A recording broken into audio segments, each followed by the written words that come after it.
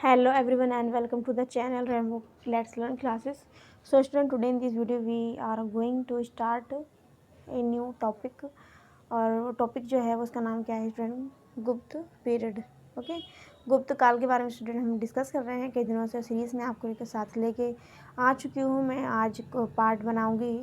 जो आज part discuss करेंगे स्टूडेंट वो हमारा 4th पार्ट होगा और मैं 10 क्वेश्चन की सीरीज़ लेके आ रही हूँ. इसके साथ साथ मैंने क्वेश्चन को गुप्त काल को पढ़ाने से पहले आपको उसकी स्टार्टिंग करने से पहले मैंने आपको ओवरव्यू दे दिया था आपको, ठीक है ना. उसके साथ में मैंने बाद में जो है क्वेश्चन को स्टार्ट किया था. क्वेश्चन आंसर की सीरीज़ जो प्रीवियस क्वेश्चन पेपर में पूछे गए हैं. ओके, तो ये भी इंपॉर्टेंट है बहुत ज़्यादा ये सीरीज़ भी आपके लिए. तो चलते हैं अपने क्वेश्चन पर. जैसे कि आपके सामने नज़र आ रहा है लोहो स्तंभ. मैंने आपको प्रीवियस वीडियो में बताया था लोहो स्तंभ. मैंने आपको बताया था चंद्रगुप्त मौर्य ने बनवाया था. किसने स्टूडेंट? जैसे आपको ये नज़र आ रहा है ये बनवाया था चंद्रगुप्त मौर्य ने, जिनकी उपाधि थी इनको उपाधि दी गई जिन्होंने शकों को पराजित किया था और इन्होंने विक्रमादित्य की उपाधि धारण की थी. मैंने आपको बताया था इनको देवराज, है ना, देवराज, देवगुप्त और देवश्री. ठीक है, श्री लिख दे रही मैं यहाँ पर. ठीक है, देवश्री कई अन्य नामों से इनको जाना जाता था. शकों को जब इन्होंने पराजित किया था उसके बाद में इन्होंने विक्रमादित्य की उपाधि धारण की थी. और शक जो थे मध्य एशिया की बड़ी क्रूर और बर्बर जनजाति थी. ठीक है, और ये लोहो जो इस समय आपको दिखाई दे रहा है स्टूडेंट, आयरन पिलर जो स्टूडेंट आपको नज़र आ रहा है, इसकी फीचर्स जो है ये है कि इसमें जो है जंग नहीं लगा. और मैंने आपको बताया था इसके बारे में एक वीडियो मैंने अपनी बना रखी है आपके लिए कि मैंने आपको बताया था कि दिल्ली और टोपरा अभिलेख जो कि अशोक के चंद्रगुप्त मौर्य के जो पोते थे अशोक, उन्होंने बनवाया था दिल्ली टोपरा अभिलेख. धमकी में इन्होंने नीति अपनाई थी जो मैंने आपको बताया कि हरियाणा के यमुनानगर ज़िले से इस ज़िले में बनवाया था अशोक ने. उसके बाद में जो कौन थे, फिरोज शाह तुगलक जो थे, इन्होंने क्या करा उसको वहाँ पर से इन्होंने क्या करा स्थानांतरित करके इसको कहाँ पे दिल्ली में फिरोज शाह कोटला में जो इसको स्थानांतरित करवा दिया. ठीक है ना, ये मैंने आपको पढ़ाया. ठीक है, तो ये चीज़ क्या है स्टूडेंट बड़ी ही इंपॉर्टेंट है. तो मैं इसके प्रीवियस क्वेश्चन पर भी डिस्कस कर चुकी हूँ और साथ ही साथ में इसके बारे में डिस्कस करूँगी. इस फीचर्स की आयरन पिलर की बात की जाए तो ये जो है कैसा है, इसमें कभी भी जंग नहीं लगता. ये ऐसा ही आयरन है जिसके अंदर जंग नहीं लगता. लेकिन आयरन की फीचर्स होता है कि इसके अंदर जंग लग जाता है. लेकिन ये अपने टाइम का एक ऐसा आयरन है, ये इसका फीचर्स कह लीजिए, विशेषता कह लीजिए, जिसमें क्या नहीं लगता है, इसमें नहीं लगता है जंग. ठीक है, और इसके ऊपर जो आपको चिन्ह बना दिखाई दे रहा है ये क्या है, गरुड़ है. गरुड़ बना हुआ है. और गरुड़ के क्या है स्टूडेंट, विष्णु जो थे वो उसके ऊपर बैठा करते थे, सवारी क्या करते थे. विष्णु का जो क्या बोलते हैं सवारी जो थी वो क्या थी, गरुड़ थी. तो यहाँ पे बना हुआ है गरुड़. तो इससे पता चलता है कि जो चंद्रगुप्त विक्रमादित्य हैं स्टूडेंट, चंद्रगुप्त विक्रमादित्य वो किसको माना करते थे, विष्णु को माना करते थे. ठीक है, तो ये सब चीज़ें बड़ी ही इंपॉर्टेंट है स्टूडेंट. तो इसको इसलिए मैं बार बार डिस्कस कर रही हूँ. मैंने आपको प्रीवियस वीडियो में यदि आप जाएंगे तो मैंने वहाँ पर भी इसको डिस्कस किया हुआ है. तो इस टॉपिक को स्टार्ट करने से पहले क्वेश्चन नंबर 31 को हम डिस्कस करेंगे और पढ़ेंगे. तो इस टॉपिक को ज़्यादा डीप ना करते हुए चलते अपने टॉपिक पर. So let's get started. Question number 31. Okay, देखिए क्वेश्चन नंबर 31. ओके, और ये देखिए ये जो आयरन पिलर है स्टूडेंट, इस आयरन पिलर की बात अगर की जाए तो ये आयरन पिलर जो स्टूडेंट क्या है, गुप्तकालीन है. ठीक है, और ये जो है कुतुब मीनार के पास स्थित है, ना कि फिरोज शाह कोटला. मैंने माइंड से निकल गया था. फिरोज शाह कोटला में जो है वो मैंने बताया था आपको अशोक का जो टोपरा अभिलेख था. ठीक है ना, ये है आयरन पिलर और वो जो था दिल्ली और टोपरा अभिलेख इसको बोला जाया करता था. और वही जो है कहाँ, यमुना जो नगर ज़िला जो था स्टूडेंट, यमुनानगर नामक ज़िला है हरियाणा में.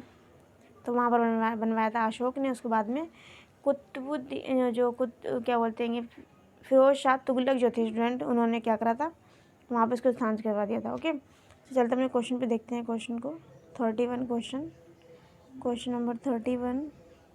देखिए क्वेश्चन नंबर 31 आपकी स्क्रीन पर है. देखिए question number 31. Okay, question number 31. Okay, आपकी स्क्रीन पर देखिए जैसे कि आपको नज़र आ रहा है, किस गुप्त शासक ने हुनों को पराजित किया. तो मैंने आपको पढ़ाया था, आपको ध्यान हो तो, लेकिन हम फिर भी क्या करें, ऑप्शन को पढ़ लेंगे, एक बार डिस्कस कर लेंगे. पहले क्या लिखा हुआ स्टूडेंट श्रीगुप्त, और मैंने बताया था श्रीगुप्त का जो है पर्याग प्रशस्ति जो है स्टूडेंट, उसके अंदर सबसे पहले जिक्र है किसका, श्रीगुप्त का। और मैंने बताया स्टूडेंट आपको श्रीगुप्त को जो है गुप्त साम्राज्य का क्या है, संस्थापक ही माना जाता है। क्या माना जाता है स्टूडेंट, गुप्त साम्राज्य का संस्थापक माना जाता है।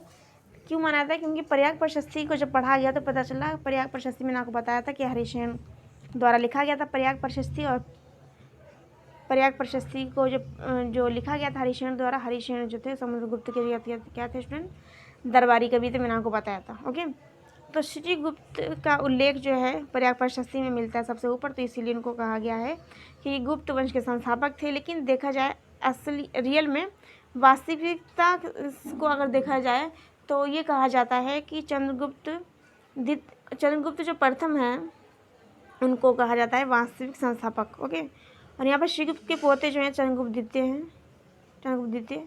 उसके बाद में कुमारगुप्त की बात की जाए तो कुमारगुप्त चंद्रगुप्त द्वितीय के पुत्र हैं, यानी कि समुद्रगुप्त के पोते हैं ये। और स्कंदगुप्त की बात की जाए तो कुमारगुप्त के पुत्र जो हैं स्कंदगुप्त हैं।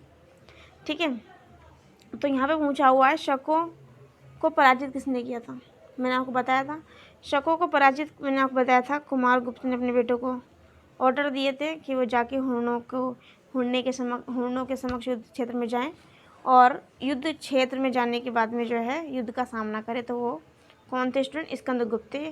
तो 31 का राइट आंसर क्या स्टूडेंट, डी। 31 का राइट आंसर क्या स्टूडेंट, डी है। आगे देखिए क्या लिखा हुआ, निम्नलिखित में से किस गुप्त शासक ने हुर्णों पर विजय प्राप्त की। पहले लिखा चंद्रगुप्त द्वितीय, बी में लिखा हुआ कुमारगुप्त, सी में लिखा स्कंदगुप्त, और डी में लिखा भानुगुप्त। ठीक है, तो बात की जाए क्वेश्चन नंबर 32 की, तो 32 का स्टूडेंट राइट आंसर क्या होगा। अभी हमने जैसे कि ऊपर डिस्कस किया, तो यहाँ पे क्वेश्चन पूछने का जो वे है वो क्या थोड़ा डिफरेंस है, बाकी सेम चीज़ यहाँ पे दी है। गुप्त शासक ने हुर्णों पर विजय प्राप्त की थी या विर्णों को पराजित किया था, तो किसने किया था, वो थे स्कंदगुप्त। क्या थे स्टूडेंट, स्कंदगुप्त थे। ठीक है, आगे देखें क्वेश्चन नंबर 34 को, क्वेश्चन नंबर 33, एक बार रुक जाइए, 33 क्वेश्चन को देखेंगे हम। क्वेश्चन नंबर 33 क्या स्टूडेंट, क्वेश्चन नंबर 33 पे आते हैं। हुर्णों ने भारत पर किसके समय आक्रमण किया था। हुर्ण जो थे स्टूडेंट, हुर्णों ने भारत पर जो आक्रमण किया था किसके समय में किया था, तो ये चीज़ समझेंगे आप। पहले क्या लिखा, गुप्त के टाइम में, बी में लिखा मौर्य के टाइम में, उसके बाद में सी में लिखा हुआ प्लास के टाइम में, और डी में लिखा हुआ सेना के टाइम में।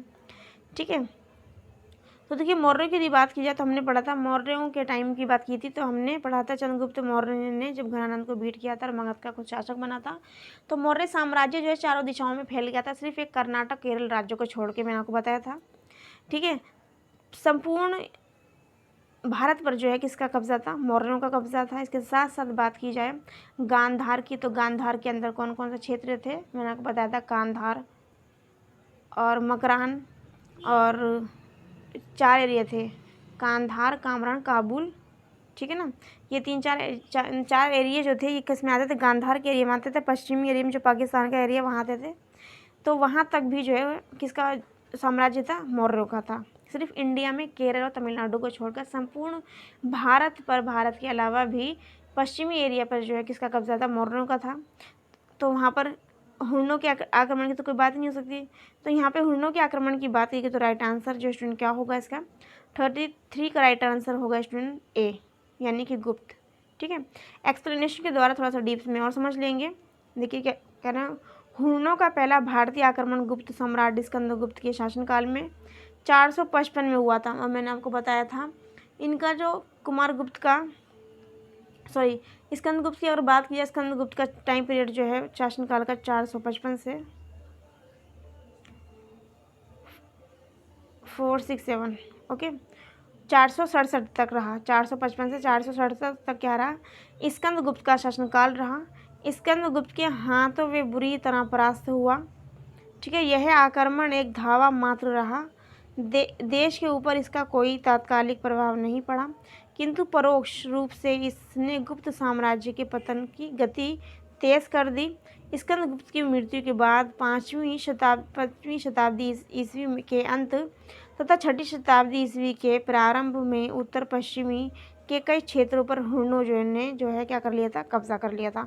क्योंकि वो अपनी हार से इतने ज़्यादा बौखला गए थे, तो उन्होंने अपनी जीत को सशक्त बनाने के लिए रण क्षेत्र में अपना 100% देने के लिए वो लोग बौखला गए थे। इसी की वजह से ही कहता ना कि जब इंसान एक बार हार जाता है तो वो अपनी जीत को और अच्छी तरीके से पक्का बनाने के लिए, अपने आप को खुद जीतने के लिए अपना तन मन धन सब कुछ लगा देता है। इस तरीके से जब हुण लोग जो थे परास्त हो गए, किससे स्कंदगुप्त से जब परास्त हो गए, जब वो हार गए, तो वो एकदम बौखला गए। तो उस तरीके से उनकी बौखलाहट ने जो इनके साम्राज्य को विस्तृत रूप प्रदान किया। ओके, दोबारा समझेंगे। हुर्नों का पहला भारतीय जो आक्रमण था गुप्त सम्राट स्कंदगुप्त के शासनकाल में हुआ था। मैंने आपको बताया, स्क्रीन पर ऊपर लिखा हुआ है कि इनका स्कंदगुप्त का शासनकाल था स्टूडेंट 455 से जो है 466 था, 4676। इस तरीके से आप ट्रिक वाइज याद कर सकते हैं इसको। स्कंदगुप्त के हाथों में बुरी ही तरह जो है परास्त हुआ। यह आक्रमण जो है एक धावा मात्र रहा, देश के ऊपर इसका कोई तात्कालिक प्रभाव नहीं पड़ा, किंतु परोक्ष रूप से इसने जो गुप्त साम्राज्य की पतन की गति को जो है तेज कर दिया।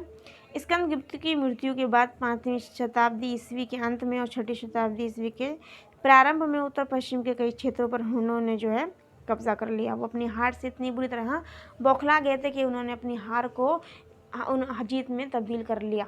ठीक है, आगे आएंगे क्वेश्चन नंबर 34 पे देखते हैं एक बार। क्वेश्चन नंबर 34 में देखिए क्या कहा गया है। बड़ा ही ईजी क्वेश्चन है, मैंने आपको कितनी बार करवाया। सिर्फ मैंने किसके बारे में, कुमारगुप्त के बारे में नहीं पढ़ाया। ठीक है ना। तो देखिए पहले यहाँ पे क्या लिखा हुआ, मिलान करना है हमें, है ना। पहले क्या लिखा हुआ, कुमारगुप्त। क्या लिखा हुआ स्टूडेंट भी पहले में, एक सेकेंड, पहले में क्या लिखा हुआ स्टूडेंट, कुमारगुप्त, जैसे कि आपकी स्क्रीन पर नजर आ रहा है कुमारगुप्त। और बी में क्या लिखा हुआ, चंद्रगुप्त द्वितीय, और सी में लिखा हुआ चंद्रगुप्त प्रथम। ठीक है, तो मैंने आपको पढ़ाया था चंद्रगुप्त प्रथम ने लिच्छवियों से जो है शादी की थी। मैंने आपको बताया था उसमें साम्राज्य विकसित करने के लिए। तो वो लिच्छवी जो थी वो कौन थी, वो नाम क्या था स्टूडेंट, महादेवी कुमार देवी। क्या नाम था उसका, कुमार देवी। ठीक है ना। चंद्रगुप्त प्रथम यानी कि सी का क्या होना चाहिए, सेकंड। सी का सेकंड देखिए ये रहा, सॉरी हाँ ये रहा सी का सेकंड। देखिए सी का सेकंड ये रहा, ए में है। ठीक है, उसके बाद मैंने आपको पढ़ाया था चंद्रगुप्त द्वितीय ने जो है नागा वंश की रानी जो थी राजकुमारी से विवाह किया था। मैंने आपको पढ़ाया था, तो वो क्या थी, कुबेर नागा। क्या थी स्टूडेंट, कुबेर नागा।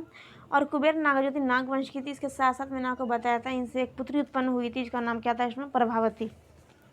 मैंने आपको बताया था प्रभावती इनकी बेटी उत्पन्न हुई थी। उस प्रभावती का जो विवाह इन्होंने किया था, मैंने आपको बताया था वकाटक नरेश रुद्रसेन द्वितीय से जो इन्होंने विवाह कर दिया था अपनी पुत्री का। तो मैंने आपको बताया था जब पुत्री से विवाह कर दिया था, तो पुत्री से विवाह करने के बाद में कुछ समय बाद इनके जो दामाद जो थे, जिनका नाम था रुद्रसेन, उनकी मृत्यु हो गई। इसके बाद में उनसे 2 पुत्र उत्पन्न हुए थे। मैंने उन पुत्रों का नाम भी बताया था, आप कमेंट बॉक्स में उन पुत्रों का नाम बताएंगे। और मैंने आपको बताया था कि इनकी जो पुत्री थी प्रभावती, उसने क्या भूमि दान में दी थी, ये क्वेश्चन भी था। और क्वेश्चन ये भी था कि चंद्रगुप्त द्वितीय ने जो है ना किस वंश से जो है विवाह नहीं किया था। तो ऑप्शन था एक वकाटक, है ना, दूसरा क्या था नागा, और एक ऑप्शन और था, और फोर्थ ऑप्शन था उपयुक्त में से कोई नहीं। तो उसका राइट आंसर स्टूडेंट क्या था, उपयुक्त में से कोई नहीं। चंद्रगुप्त प्रथम की बात यहाँ पे कर रही हूँ। ठीक है ना, क्योंकि चंद्रगुप्त प्रथम ने किससे विवाह किया था, लिच्छवी वंश के जो रानी थी कुमार देवी से विवाह किया था। मैंने आपको ये चीज़ बताई थी। ठीक है, अगर जब तक आप मेरी प्रीवियस वीडियो में नहीं जाकर देखेंगे तब तक आपको ये चीज़ बिल्कुल भी समझ में नहीं आने वाली, आपके माइंड के ऊपर से जाने वाली ये सब चीज़, अगर आप मेरी प्रीवियस वीडियो को नहीं देखेंगे, क्योंकि मैंने ओवरव्यू के साथ बहुत डिटेल में पढ़ाया हुआ है और वही चीज़ें बार बार यहाँ पर पूछी जा रही है। ओके, तो देखिए यहाँ पर हमने देखा कि बी का जो है फर्स्ट है, बी का फर्स्ट देखिए यहाँ पर लिखा हुआ है। अब हमारे पास 2 ऑप्शन हमें मिल गए हैं, तो हमारा जो ऑप्शन होगा स्टूडेंट यही होगा। ठीक है, पॉसिबिलिटी जो है इसी क्वेश्चन के आंसर की होगी। तो देखिए इसका राइट आंसर यहाँ पे ऑप्शन एक्सप्लेनेशन भी दिया हुआ है। देखिए चंद्रगुप्त द्वितीय की जो पत्नी थी, जिनका नाम नागा वंश की थी को राजकुमारी कुबेर नागा था, और लिच्छवी वंश की जो थी कुमार देवी, जो चंद्रगुप्त प्रथम ने लिच्छवियों से अपना साम्राज्य और संबंध अच्छे और अपने संबंध जो है बेहतर बनाने के लिए लिच्छवियों से जो है इन्होंने लिच्छवियों की जो राजकुमारी थी उससे विवाह किया, जिससे संबंध जो है बेहतर बन सके। और बात की जाए कुमार गुप्त प्रथम की, तो इन्होंने विवाह किया था महादेवी अनंत देवी से। तो अभी मैंने इनके बारे में नहीं पढ़ा है जो बातें, ठीक है, जो मैंने आपको डिस्कस करवाया मैं सिर्फ उसके बारे में बताऊँगी, ठीक है। जब हमारे पास 2 ऑप्शन पॉजिटिव हैं तो हमारे जाहिर है कि यही आंसर है, तो यही इसका आंसर है स्टूडेंट। 34 का राइट आंसर ए। आगे चलते क्वेश्चन नंबर 35 पर। देखिए क्वेश्चन नंबर 35 में क्या कहा गया है, गुप्त शासकों ने कौन सा विरुद्ध धारण नहीं किया। गुप्त शासकों ने कौन सा विरुद्ध धारण नहीं किया। पहले क्या लिखा, परमेश्वर, बी में लिखा धर्म परिवर्तक, और सी में लिखा हुआ है परम भट्टारक, और डी में लिखा हुआ है महाराज धीराज। क्या स्टूडेंट, महाराज धीराज। तो हमने किसके बारे में पढ़ा था, हमने पढ़ा था महाराज धीराज की जो उपाधि धारण की थी। तो जो श्रीगुप्त जो मैंने पढ़ाया था, उनके पोते का नाम क्या था, श्रीगुप्त के पोते का नाम, देखिए मैंने आपको पढ़ा था श्रीगुप्त ने महाराज की उपाधि धारण की थी, महाराज। इनके पोते जो थे उन्होंने महाधीराज,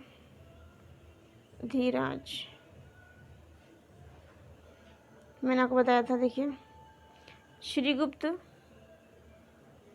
इनके पोते जो थे उनका नाम था चंद्रगुप्त प्रथम, जो पुत्र थे किसके, घटोत्कच के, चंद्रगुप्त प्रथम। ओके, श्रीगुप्त के जो पोते थे उनका नाम था चंद्रगुप्त प्रथम, और इन्होंने जो है महाधीराज की जो उपाधि धारण की, वहीं श्रीगुप्त ने महाराज की उपाधि धारण की। तो ऑप्शन हमारा जो है महाधीराज जो है ये होता है कंप्लीट ऑप्शन हमारा हो जाता है। उसके बाद में मैंने आपको पढ़ाया था परमेश्वर, क्या पढ़ाया था मैंने, परमेश्वर की भी जो उपाधि धारण की थी वो चंद्रगुप्त द्वितीय ने की थी, चंद्रगुप्त द्वितीय ने, ठीक है। उसके बाद में क्या था, परम भट्टारक।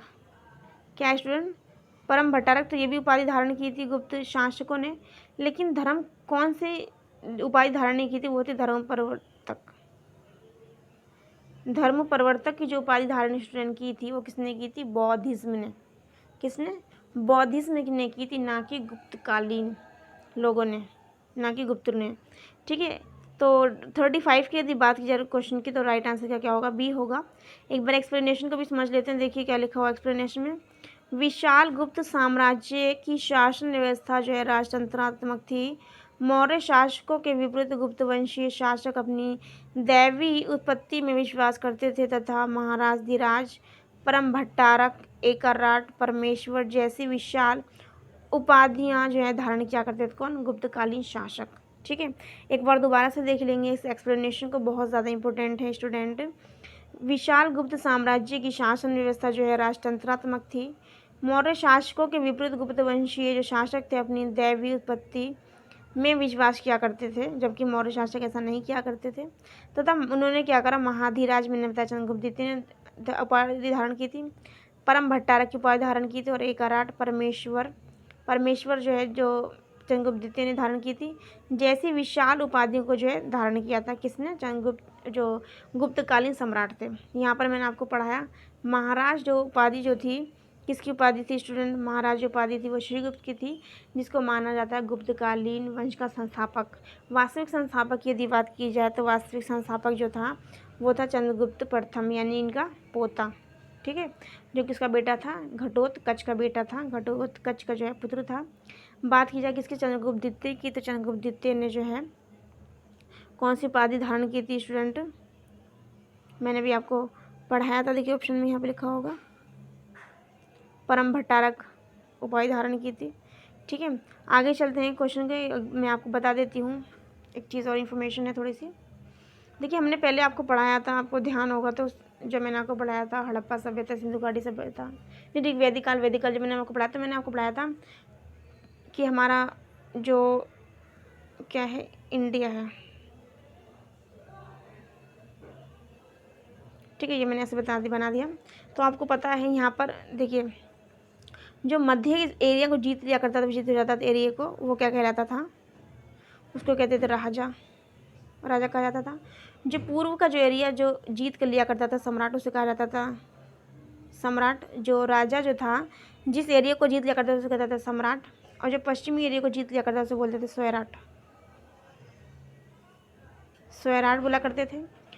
और जो दक्षिण का जो एरिया जीत लिया करते थे उसे कहते थे भोज, ठीक है, भोज। और उसको बोला करते थे विराट, विराट।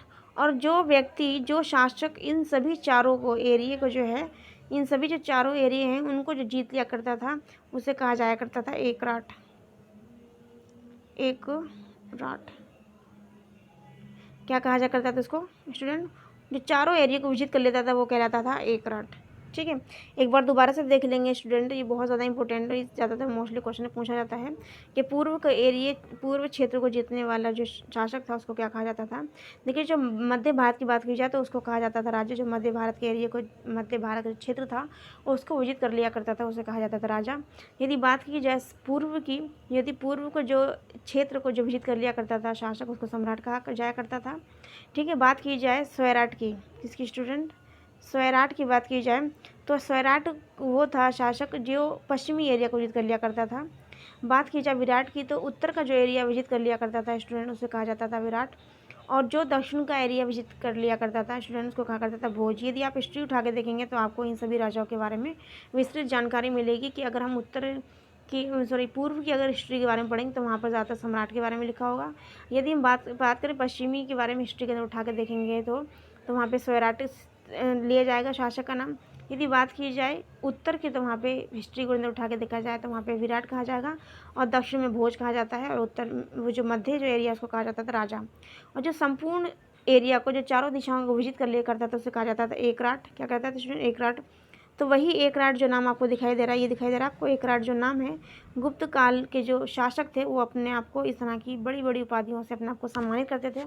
बड़ी बड़ी उपाधि जिसके अंदर मैंने आपको पढ़ाया था महाराज, धीराज, परम भट्टारक, एकराट, परमेश्वर जैसी विशाल, ये कैसी थी? विशाल। देखिए बड़ी क्या लिखा? विशाल। जब भाई चारों एरिया को जीतेंगे तो विशाल होगा, तो विशाल उपाधियाँ जो हैं धारण किया करते थे। ओके, क्वेश्चन नंबर 35 होता है कंप्लीट। आगे चलते हैं क्वेश्चन नंबर 36 पे। आप चाहें तो स्क्रीनशॉट ले लिया करिए, बहुत ही इंपॉर्टेंट है स्टूडेंट।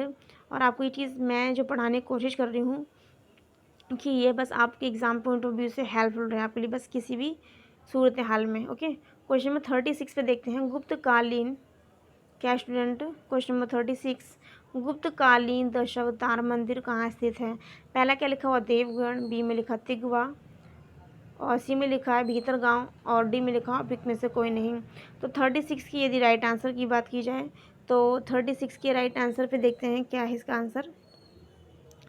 तो 36 का राइट आंसर स्टूडेंट देखिए, 36 का right answer student Devgarh. Devgarh में ही दशावतार का मंदिर जो है पाया गया है। तो दा से दा यहाँ पर भी है दावड़, और दावड़ यहाँ पे आप ऐसे भी ट्रिक वाइज भी यूज़ कर सकते हैं। वैसे बहुत सिंपल है। एक बार एक्सप्लेनेशन पे जाते हैं, एक्सप्लेनेशन को समझने की कोशिश करते हैं। उत्तर प्रदेश के ललितपुर, उत्तर प्रदेश का कहाँ स्टूडेंट? ललितपुर, जो कि क्या है? प्राचीन झांसी के एरिया में स्थित है। जिले में ललितपुर, उत्तर प्रदेश के ललितपुर प्राचीन झांसी जिले में देवगढ़ नामक स्थान से यह मंदिर प्राप्त हुआ। इस मंदिर में गुप्त मंदिरों की सभी विशेषताएं प्राप्त हुई हैं। मंदिर की दीवारों पर शेष शैया पर शयन करते हुए भगवान विष्णु, नर नारायण, गजेंद्र मोक्ष आदि के सुंदर दृश्य जो हैं उत्कीर्ण हैं। गर्भगृह के ऊपर जो है पिरामिड नुमा ऊंचा तिहरा शिखर मिला है, जिसके चारों दिशाओं में चैत्याकार कीर्तिमुख गवाक्ष तथा उसके ऊपर वृक्ष में खरबूजिया आकार का विशाल आमलक बना हुआ है। इस प्रकार जहां अन्य मंदिरों की छतें जो है सपाट होती हैं, वह यह मंदिर शिखर मंदिर का पहला जो है उदाहरण है। ठीक है, एक बार दोबारा से पढ़ लेंगे इसकी एक्सप्लेनेशन को, जो कि बहुत ज़्यादा इम्पोर्टेंट है। उत्तर प्रदेश का ललितपुर, जो कि कहाँ पर है? झांसी में है। झांसी के जिला है जिसका नाम है देवगढ़। देवगढ़ में ही है मंदिर। इस मंदिर की जो विशेषता फीचर्स माना जाता है यह है कि मंदिर की दीवारों पर जो है शेष शैया पर शयन करते हुए भगवान विष्णु, नरनारायण, गजेंद्र मोक्ष के सुंदर चित्र जो है इस पर उत्कीर्ण है। बात की जाए आगे तो गर्भगृह के ऊपर पिरामिड नुमा ऊंचा तिहरा शिखर मिलता है। इसके चारों दिशाओं में चैत्याकार कीर्तिमुख गवाक्ष तथा उसके ऊपर बीच में खरबूजिया आकार का विशाल आमलक बना है। इस प्रकार जहाँ अन्य मंदिरों की छतें जो हैं कैसी हैं, सपाट, वही यह मंदिर जो है शिखर मंदिर का पहला उदाहरण है।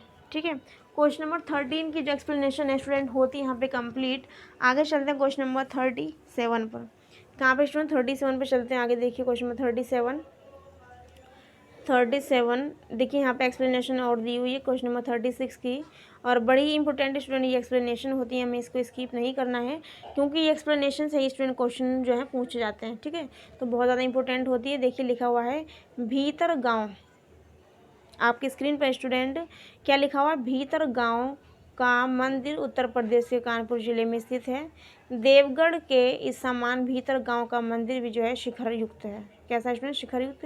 और गुप्तकालीन मंदिरों का जो फीचर्स, उनकी जो विशेषता है वो शिखर युक्त मंदिर का एक फीचर्स है। ठीक है, एक कह सकते हैं उसका एक लक्षण है, एक विशेषता है। ठीक है, तिगवा का विष्णु मंदिर जो स्टूडेंट कहाँ है, मध्य प्रदेश में। तिगवा का विष्णु मंदिर जो कहाँ है, मध्य प्रदेश के जबलपुर जिले में तिगवा नामक स्थान पर मिलता है। गुप्तकालीन अन्य मंदिरों में जो है एरण का विष्णु मंदिर, और मैंने आपको पढ़ाया भी था एरण अभिलेख। ठीक है, और एरण अभिलेख में ही मैंने आपको बताया था स्टूडेंट कि वहाँ पर सती होने का सबसे बड़ा साक्ष्य मिलता है, मैंने बताया था एरण अभिलेख के बारे में। और एरण अभिलेख वो अभिलेख और ये एरण का विष्णु मंदिर है। ठीक है, तो ये चीज़ दोनों डिफरेंस है। नचना कुठार का पार्वती मंदिर भूमरा का शिव मंदिर प्रसिद्ध है। ये कई सारे स्टूडेंट क्या दिए हुए मंदिर दिए हुए गुप्तकालीन मंदिर, जो किस किस जगह पर है, कौन कौन से ज़िले में है, ये चीज़ बताएगी। तो इंपॉर्टेंट स्टूडेंट दोबारा देख लेंगे। भीतर गांव का मंदिर जो है स्टूडेंट उत्तर प्रदेश के कानपुर जिले में स्थित है। देवगढ़ के समान भीतर गांव का मंदिर भी जो है शिखर युक्त है, जो भी हमने पढ़ा था शिखर युक्त। तिगवा का विष्णु मंदिर जो कि मध्य प्रदेश के जबलपुर जिले में स्थित है। ये जो है तिगवा नामक स्थान पर ही है जो है स्थित है। गुप्तकालीन अन्य मंदिरों में एरण का जो विष्णु मंदिर है, उसमें नचना कुठार का पार्वती मंदिर, भूमरा का शिव मंदिर जो है फेमस है। ओके, आगे चलते क्वेश्चन 37 में क्या लिखा, किस मूर्ति में सबसे पहले रामायण के जो है दृश्य प्रकट हुए हैं।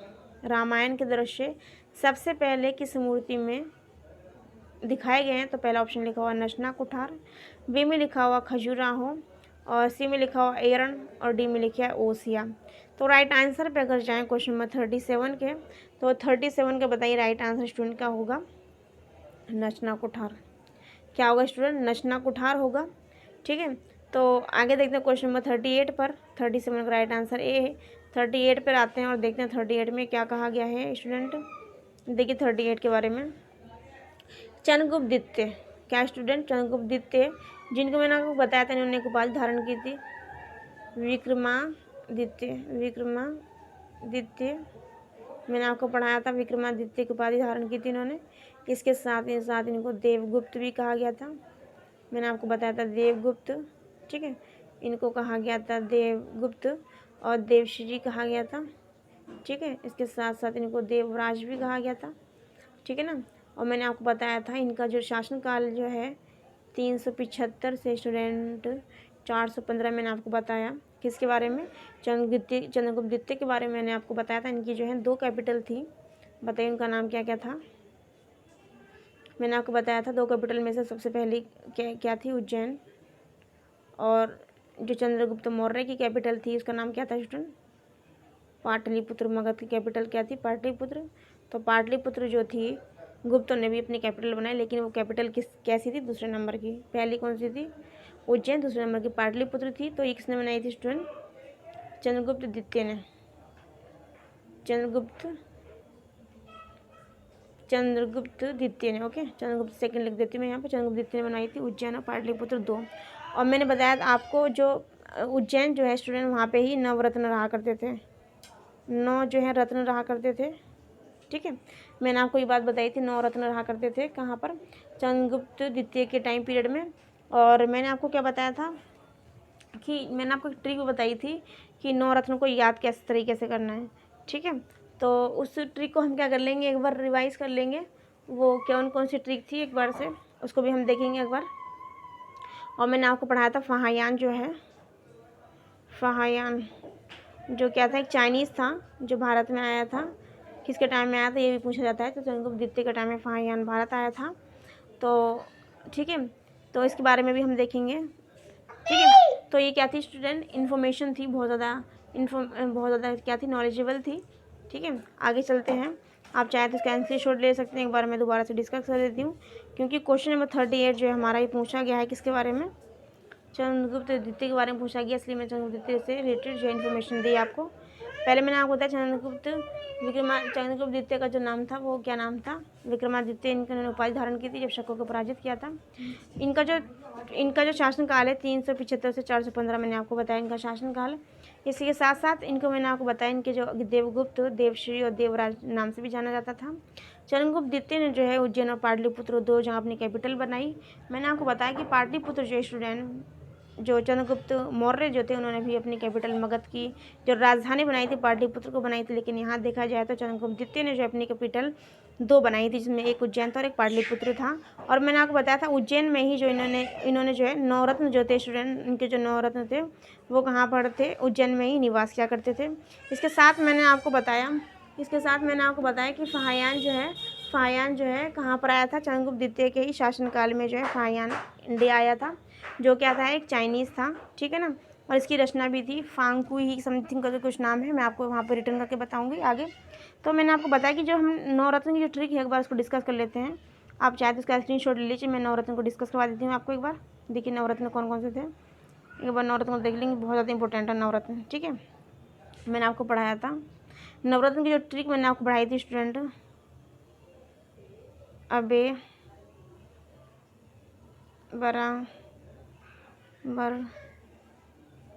अबे बराबर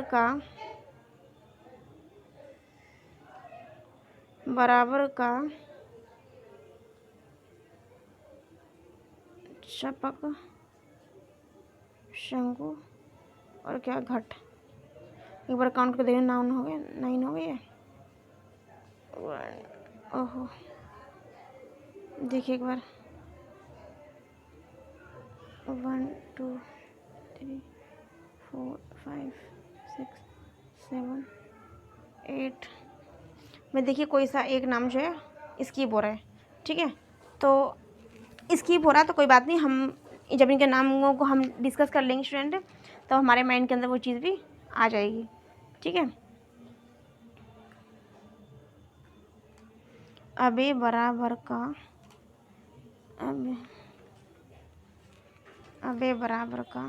धन होना चाहिए यहाँ पे, धन। ठीक है, एक बार देखेंगे, अब इसकी एक्सप्लेनेशन पे आते हैं। ठीक है, और देखिए 9 हो गए हमारे। ओके, देखिए एक बार, आ से क्या था, अमर सिंह। बी से क्या था, बेताल भट्ट।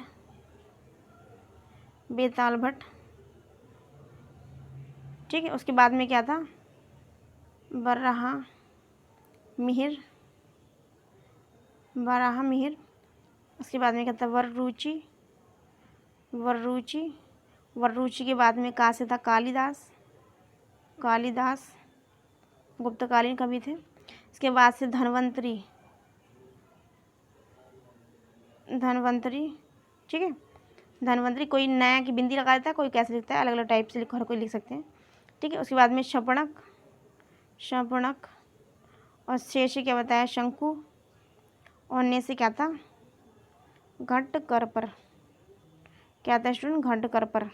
तो स्टूडेंट ये क्या थे, ये थे नवरत्न। एक बार दोबारा देख लेंगे, अमर सिंह, बेताल भट्ट, बारामिहिर, वर्रुचि, कालिदास, धनवंतरी, शणपक, शंकु और घटकरपक। तो ये क्या थे स्टूडेंट, नवरत्न थे। क्या स्टूडेंट, नवरत्न हैं। ये नवरत्न मैंने आपको बताया जो चंद्रगुप्त द्वितीय ने जो अपनी कैपिटल बनाई थी, एक बनाई थी पाटलिपुत्र और दूसरी बनाई थी उज्जैन। तो उज्जैन में जो है उज्जैन में ही ये 9 जो है नवरत्न जो है निवास किया करते थे। तो मैंने आपको बताया था कालिदास के बारे में जो हमने पढ़ा था, पुष्यमित्र शुंग के बेटे के जिनका नाम था क्या था, अग्निमित्र। तो अग्निमित्र की जो रचना थी वो कालिदास ने लिखी थी गुप्त काल में। और ये क्वेश्चन अक्सर मोस्टली पूछा जाता है, आपको यकीन नहीं होता तो आप प्रीवियस क्वेश्चन पर उठा के देखिए, वहाँ पर 110% ये क्वेश्चन आपको मिल जाएगा। आप किसी भी ईयर का क्वेश्चन पर उठा के देखेंगे, क्वेश्चन पूछा ही जाता है कि जो क्यों, क्योंकि ये कालिदास जो थे, कालिदास ने क्या करा कि जो शुंग वंश का जो संस्थापक था पुष्यमित्र शुंग, जिसने बृहदर्थ की हत्या की थी, और मैंने आपको बताया था बृहदर्थ जो था चंद्रगुप्त मौर्य का जो अंतिम शासक था, उसकी हत्या की थी इन्होंने धोखे से। और ये सेनापति था बृहदर्थ का, कौन? पुष्यमित्र शुंग। पुष्यमित्र शुंग ने जो है स्थापना कर ली अपने वंश की, जिसका नाम रखा गया शुंग वंश।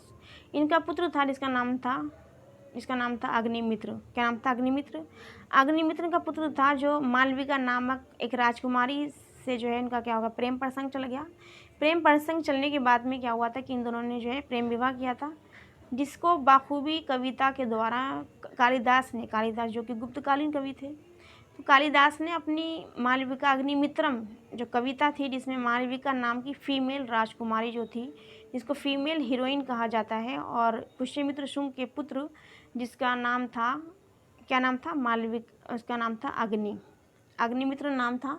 तो अग्निमित्र नाम का जो हीरो जो था, जो पुष्यमित्र शुंग का पुत्र था, उन दोनों के प्रेम प्रसंग के बारे में, इनकी लव स्टोरी के बारे में बखूबी चर्चा की गई है, एक पोएम के द्वारा, एक पोइट्री के द्वारा। तो कब की गई है? गुप्त काल में की गई, और किसके द्वारा की गई? कालिदास के द्वारा। कालिदास जो थे गुप्तकालीन कवि थे। तो यही क्वेश्चन पूछा जाता है, क्योंकि बच्चे जो हैं गुप्तकालीन कवि और पुष्यमित्र शुंग के पुत्र, शुंग वंश के जो टाइम का जो डिफरेंस है, एक गुप्त काल का और गुप्तकालीन कवि थे, क्योंकि ये तो कालिदास, और देखा जाए तो पुष्यमित्र शुंग जो थे शुंग वंश का पुत्र था, शुंग राजवंश का बेटा था, उसी राजवंश से रिलेटेड था। तो लोग बाग इसी चीज़ में कंफ्यूज हो जाते हैं, और यहीं पर क्वेश्चन, यहाँ पे कन्फ्यूज़न क्रिएट होता है, और एग्जामिनर जो है इस कन्फ्यूज़न का ही बेनिफिट उठाने के लिए एग्ज़ाम में जो है इस तरह के क्वेश्चन को जो है डाल देता है।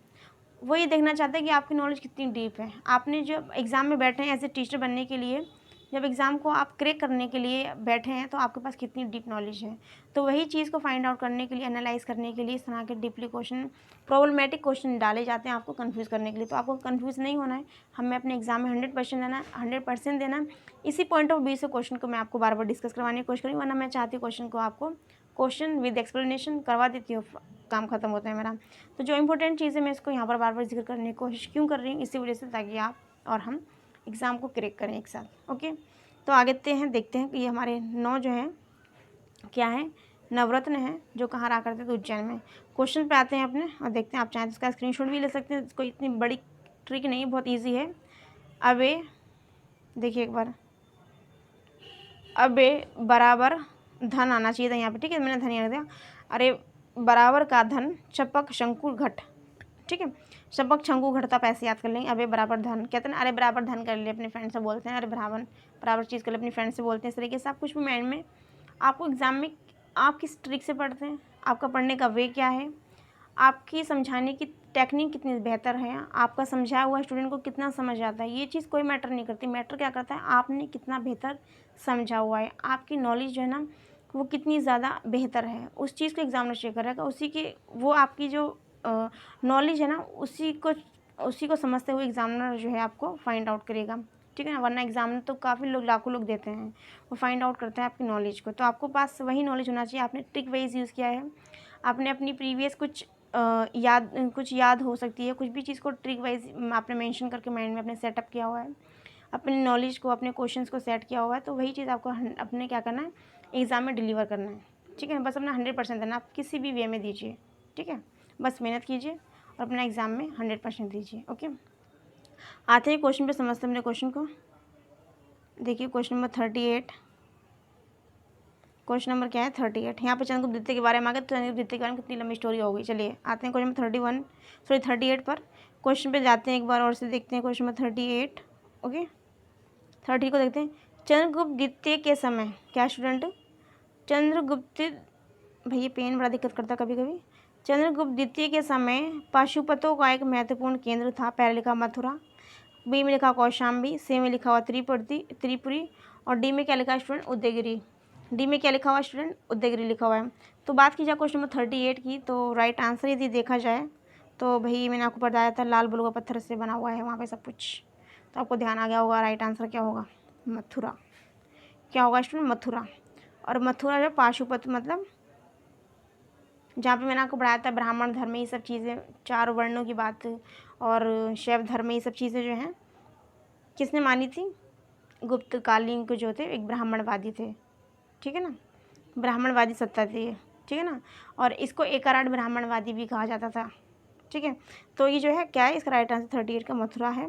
तो एक्सप्लेनेशन में थोड़ा सा डीप और समझ लेते हैं। देखिए एक्सप्लेनेशन में क्या समझाया हुआ है। पाशुपत संप्रदाय शैवों का एक सबसे प्राचीन संप्रदाय है, जिसकी उत्पत्ति जो है ईसा पूर्व दूसरी शती में हुई थी। पुराणों के मुताबिक इस संप्रदाय की जो स्थापना है लकुलिश या तो फिर लकुलिश अथवा लकुली नामक एक ब्रह्मचारी ने की थी। इस संप्रदाय के अनुयायी लकुलिश को शिव का अवतार मानते हैं। इसका प्राचीनतम अंकन जो है कुषाण शासक हुविष्क द्वितीय सदी की एक मुद्रा पर मिलता है। चंद्रगुप्त विक्रमादित्य के समय तीन लेख मथुरा नगर से मिले। पहला लेख जो है मथुरा संग्रहालय से 1931 गुप्त संवत की जो है 61 में और 380 ईस्वी का है। इस शिलालेख में उदिताचार्य द्वारा उपमितेश्वर और कपिलेश्वर नामक शिव प्रतिमाओं की प्रतिष्ठापना का वर्णन है। खंबे के ऊपर त्रिशूल तथा नीचे दंडधारी रुद्र लकुलिश की मूर्ति है। चंद्रगुप्त के शासनकाल के उपलब्ध लेखों में यह लेख सबसे प्राचीन है। इससे तत्कालीन मथुरा में शैव धर्म में होने की जो है पुष्टि होती है। एक बार और देख लेंगे एक्सप्लेनेशन को, बड़ी इंपॉर्टेंट है। पाशुपत संप्रदाय शैवों का सबसे प्राचीन संप्रदाय है। इसकी उत्पत्ति जो है ईसा पूर्व दूसरी सदी में हुई थी। पुराणों के अनुसार इस संप्रदाय की स्थापना लकुलिश अथवा लकुली नामक ब्रह्मचारी ने की थी।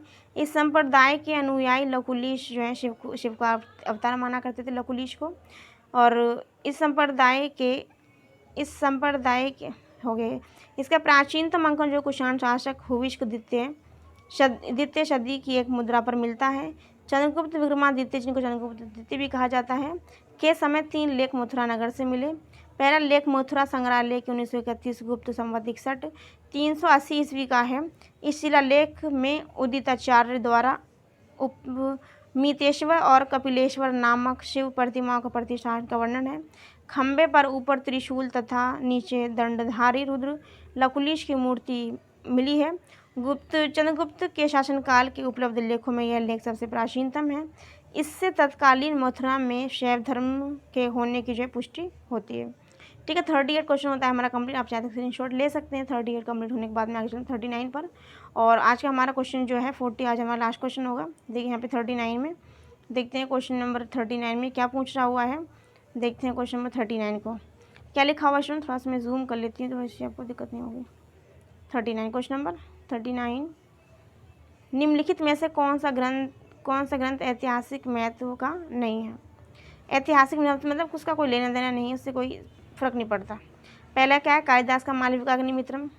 तो कालिदास का मालविकाग्निमित्रम जो है स्टूडेंट मैंने आपको पढ़ाया है कि कालिदास के जो पुत्र थे मालविका और उनकी प्रेमिका जिनका नाम था मालविका और उनके पुत्र जो थे अग्निमित्रम की जो प्रेम कथा का जो वर्णन है मालविकाग्निमित्रम में है, जो पुष्यमित्र शुंग के शुंग वंश के बारे में बताता है।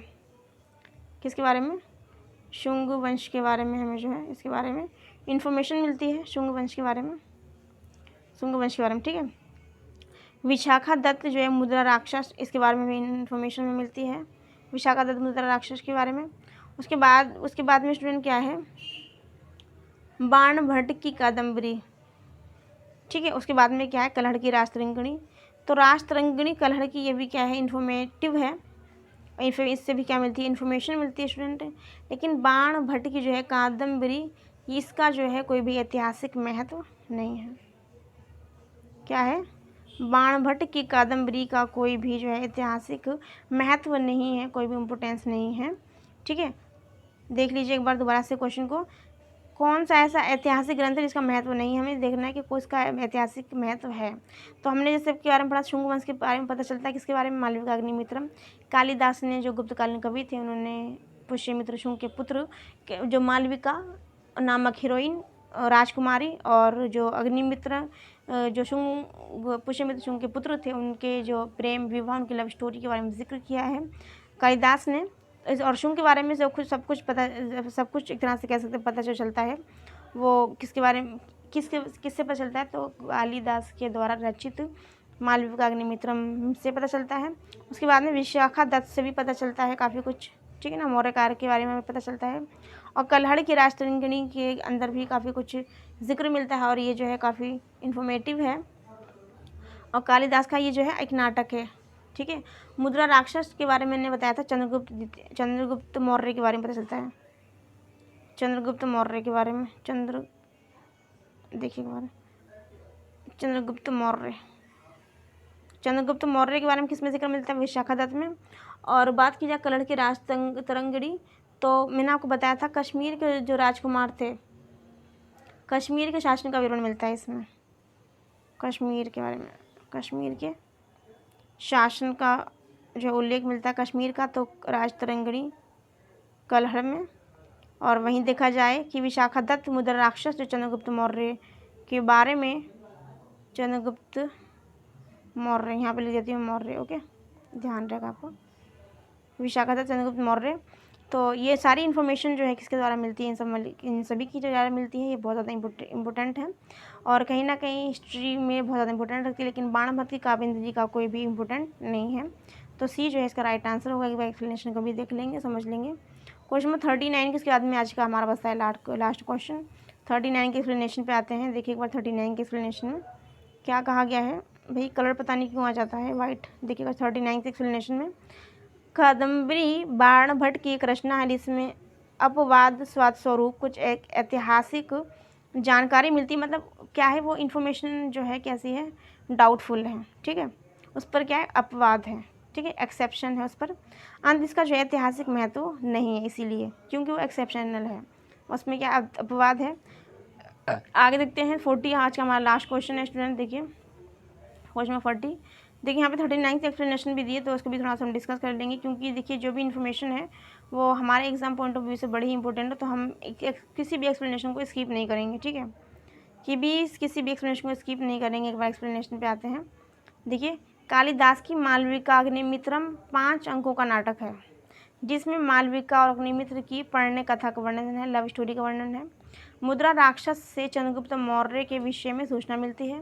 कल्हड़ की राजतरंगिणी में आदिकाल से लेकर 1151 ईस्वी के आरंभ तक कश्मीर के प्रत्येक शासक के काल की घटनाओं का क्रमानुसार विवरण दिया हुआ। तो ये अपने आप में बड़ा ही इंपॉर्टेंट है और क्वेश्चन पूछे भी जाते हैं इसमें से कि कालिदास के द्वारा मालविका अग्निमित्रम में क्या है।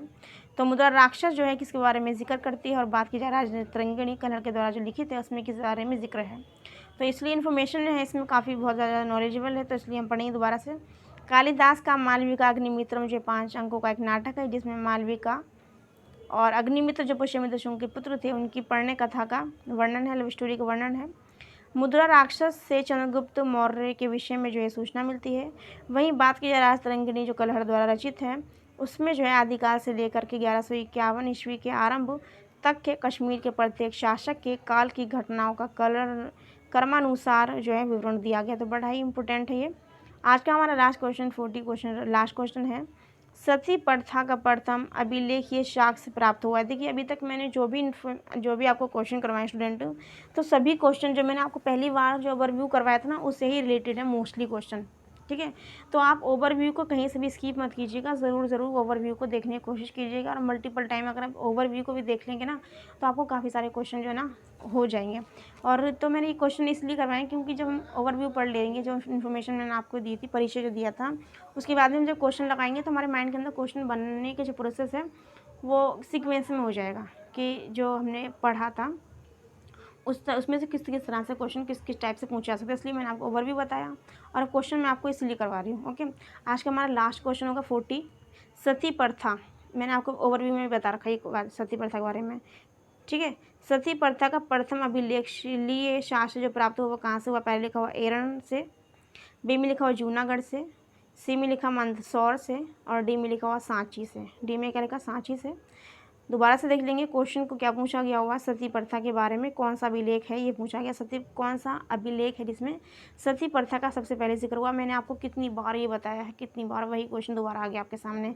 तो देखिए मैं आपको जो भी बोल रही हूँ ना, आपको लग रहा है कि ऐਵੇਂ ही बोल रही हूँ, नहीं, मैं जो भी बोल रही हूँ आपके सामने, चाहे वो इन्फॉर्मेशन हो या फिर कोई भी क्वेश्चन की एक्सप्लेनेशन हो, ठीक है, तो क्या फिर वो क्वेश्चन से अलावा भी एडिशनल इन्फॉर्मेशन होती है, तो वो कहीं ना कहीं आपके लिए एग्ज़ाम पॉइंट ऑफ व्यू से बहुत इंपॉर्टेंट है। ओके, तो आप मेरी बात को जो है अच्छे सुनिए, एक बार नहीं मल्टीपल टाइम सुनिए, ठीक है। यहाँ पे मैं आपको अपनी फैमिली की बात नहीं बता रही हूँ, आपके एग्ज़ाम की ही बात बता रही हूँ, आपके और अपने एग्ज़ाम के बारे में बात कर रही हूँ मैं यहाँ पर। ओके, आते हैं क्वेश्चन में दोबारा देखें। सती प्रथा का प्रथम अभिलेखीय साक्ष्य जो प्राप्त हुआ है, पहले का एरण। क्वेश्चन को मैं दोबारा क्यों पढ़ रही हूँ, क्योंकि आपके माइंड के अंदर दोबारा से क्वेश्चन आ जाइए, क्योंकि मैंने आपको करवा दिया है इसको। ओके, एरण से, बी में लिखा जूनागढ़ से, सी में लिखा मंदसौर से और डी में लिखा सांची से। तो राइट आंसर कहीं नहीं जाने वाला जिन लोगों ने मेरी वीडियोज़ को मल्टीपल टाइम देखा है।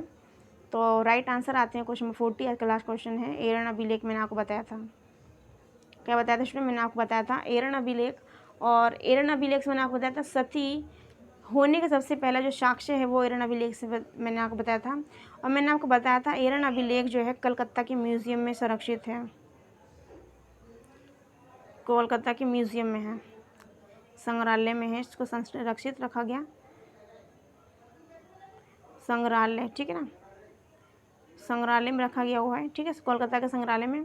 इसके साथ साथ मैंने कई सारी और भी चीज़ें आपको बताई थी कि सती होने का सबसे पहला अभिलेख मैंने आपको बताया था। और इसको मैंने बताया था जो कन्नीगम थे, कन्नीगम ने ही इसको खोजा था, एरण अभिलेख को किसने खोजा था, कन्नीगम ने खोजा था। और कहा जाता है कि 510 ईस्वी में जो इसका निर्माण हुआ था, 510 में जो एरण अभिलेख का क्या हुआ था, निर्माण हुआ था, ठीक है। तो ये बड़ा ही इन्फॉर्मेशन है और इन्फॉर्मेटिव है। देखिए दोबारा से, सती प्रथा का सबसे अभिलेखीय साक्ष्य एरण से मिलता है। एरण अभिलेख है, इसकी जो खोज कन्नीगम ने की थी और ये वर्तमान समय में कोलकाता के जो म्यूज़ियम है, संग्रहालय, उसमें संरक्षित रखा गया है, ठीक है ना। और इसमें जो है इसका जो निर्माण है 510 में हुआ था स्टूडेंट, 510 में, ठीक है। तो एक बार इसके एक्सप्लेनेशन को भी देख लेते हैं। 40 की एक्सप्लेनेशन पे देखिए क्या लिखा हुआ। सती प्रथा का प्रथम अभिलेखीय साक्ष्य एरण से प्राप्त हुआ है। यह है अभिलेख 510 ईस्वी का है, जिसमें गोपराज नामक सेनापति की स्त्री जो है वो सती हो गई थी। और सती होने का सबसे पहले जो साक्ष्य जो कहा जाता है वो एरण अभिलेख से ही मिला है, ठीक है। और मैंने आपको बताया था कि एरण अभिलेख जो है स्टूडेंट MP में है, कहाँ पर है, MP में, ठीक है। तो आज का हमारा 40 जो क्वेश्चन है स्टूडेंट हमारा होता है कंप्लीट। 10 क्वेश्चन की सीरीज़ यहीं पे होती है आज लास्ट। 10 क्वेश्चन की मैं सीरीज़ और एडिशनल इन्फॉर्मेशन के साथ में, क्वेश्चन के एक्सप्लेनेशन के साथ में, ठीक है, और जो ऑप्शन है उनके एक्सप्लेनेशन के साथ में अब मैं 10 क्वेश्चन की सीरीज़ में मिलती हूँ आपके साथ में कल। तब न्यू इन्फॉर्मेशन के साथ में, न्यू नॉलेज के साथ में, न्यू दिन के साथ में, ओके, न्यू डे के साथ में आपको मिलती हूँ न्यू इन्फॉर्मेशन के साथ में। तब तक के लिए आप सभी रखिए अपना ध्यान और देखते रहिए मल्टीपल टाइम, आपके पॉइंट ऑफ व्यू से बहुत ज़्यादा इंपॉर्टेंट है ये। तब तक के लिए thank you for watching, take care and bye bye, like and subscribe and feedback me.